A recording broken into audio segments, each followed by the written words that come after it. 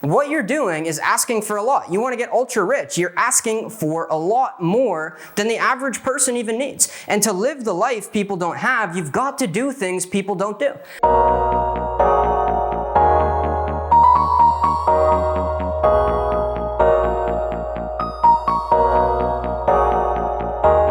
Secrets of the Wealthy with Spencer Williams, where every single week we meet on our money so we can get our money right and start building our net worth. Make sure you bookmark this video, like the video, comment, subscribe. It's completely free and it helps more people get the information that they need. Turn on notifications because every week we meet on our money during Secrets of the Wealthy, and every week I want to meet with you to make sure you are getting your money right and setting yourself and your future family up long term. So meet with me. It's 5 to 60 minutes every single week right here. Come in and take notes and let's talk getting wealthy. Let me talk you into getting wealthy. Now, to get ultra rich, what you're doing is asking for a lot. You want to get ultra rich. You're asking for a lot more than the average person even needs. And to live the life people don't have, you've got to do things people don't do.